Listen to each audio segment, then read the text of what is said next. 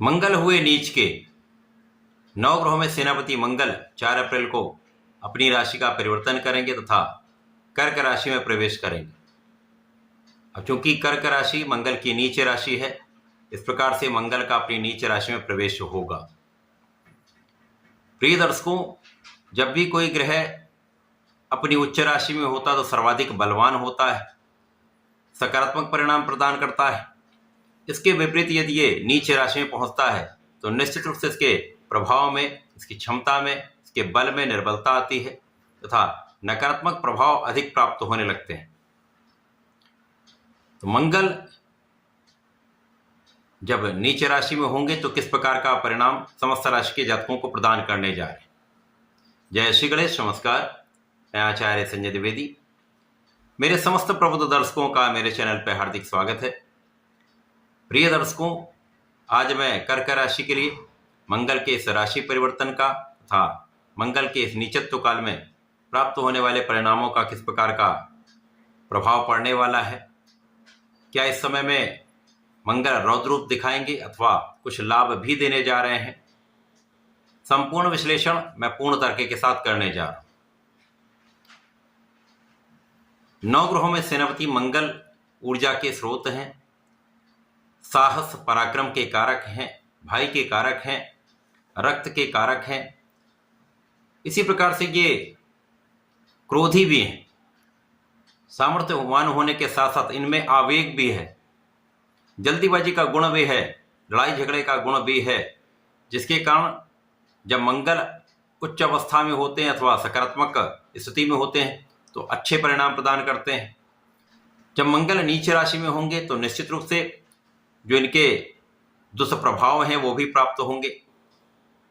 कर्क राशि के लिए मंगल मित्रवत होते हैं, परंतु नीच राशि है क्योंकि चंद्रमा की मंगल के साथ मित्रता का भाव है, परंतु नीच राशि होने के कारण यहाँ पर कहीं ना कहीं कुछ समस्याएं अवश्य होने वाली। कर्क राशि के लिए मंगल लग्न में होंगे। अब चंद्रमा का नित्य परिवर्तन होता है। चंद्रमा जब मंगल से केंद्र में होंगे, दृष्टि प्रभाव में होंगे, तो यहां पर मंगल का नीच भंग भी हो जाएगा।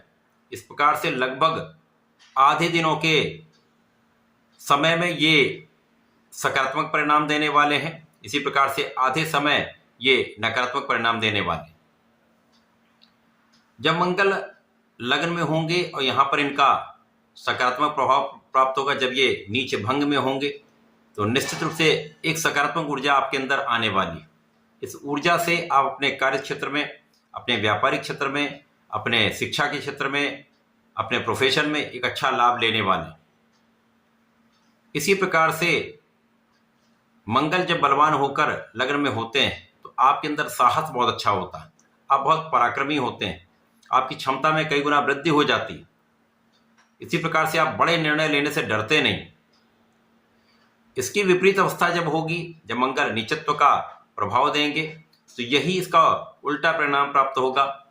साहस में कमी हो जाएगी, बिना कारण विवाद हो जाएगा, क्रोध के कारण समस्याएं उत्पन्न होंगी, जल्दीबाजी के कारण आप गलत निर्णय ले सकते हैं, लड़ाई झगड़े की संभावनाएं बढ़ जाती हैं, कर्ज बढ़ जाता है, ये समस्याएं निश्चित रूप से होती। अब मंगल आपके लग्न में होंगे और मंगल की 3 दृष्टियां हैं। मंगल की प्रथम दृष्टि का प्रभाव चतुर्थ भाव पर होगा, द्वितीय का प्रभाव आपके सप्तम भाव पर होगा, तृतीय का प्रभाव आपके अष्टम भाव पर होगा। और मंगल कर्क राशि के लिए आपके कर्मेश हैं तथा ज्ञान के भाव के स्वामी।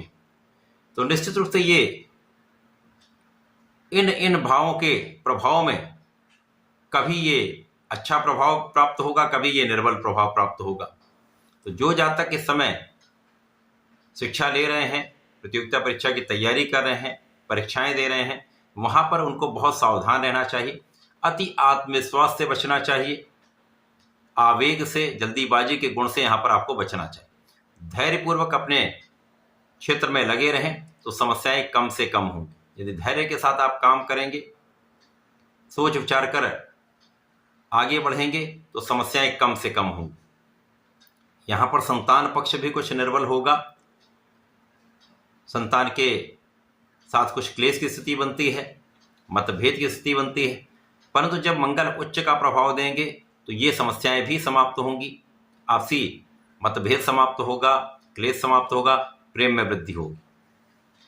जीवन साथी के साथ यहाँ पर क्लेश निश्चित रूप से होता है। इसी प्रकार से साझेदारी में धोखे की संभावनाएं होती। अतः इस समय में आपको अपने साझेदारी के भाव में बहुत सजग रहना चाहिए, सावधान होकर समस्त कार्यों पर ध्यान देना चाहिए। इस समय में आपको अपने खाने पीने पर नियंत्रण रखना चाहिए। बाहर के खाने से बचेंगे तो पेट की समस्याएं कम से कम होंगी। इसी प्रकार से जो जातक अधिक आयु के हैं, यदि उनको ब्लड प्रेशर की समस्या है तो यहाँ पर यह समस्या बढ़ सकती है।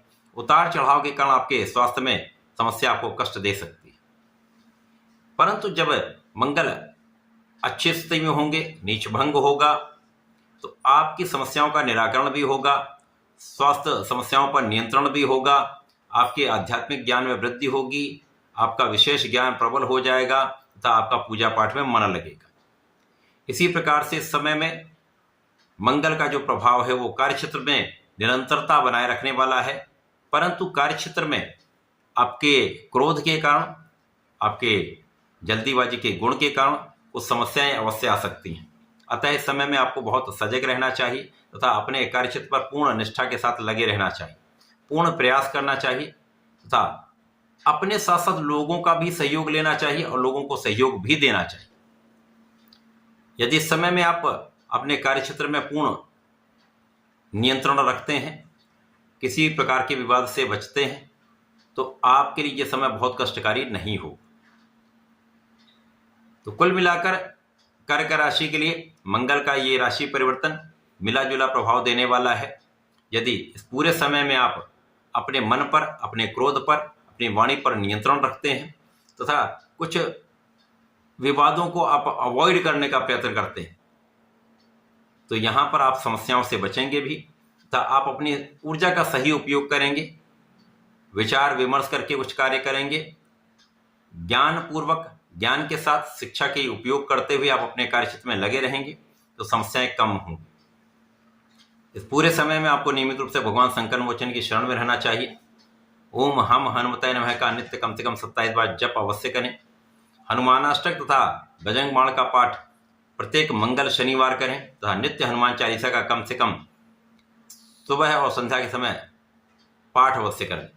समस्याएं भी कम होंगी, आपका मन पर नियंत्रण होगा, आपका अपने ऊपर नियंत्रण होगा, तो आपको लाभ भी मिले। तो ऐसा करके इसका लाभ लें। धन्यवाद, नमस्कार।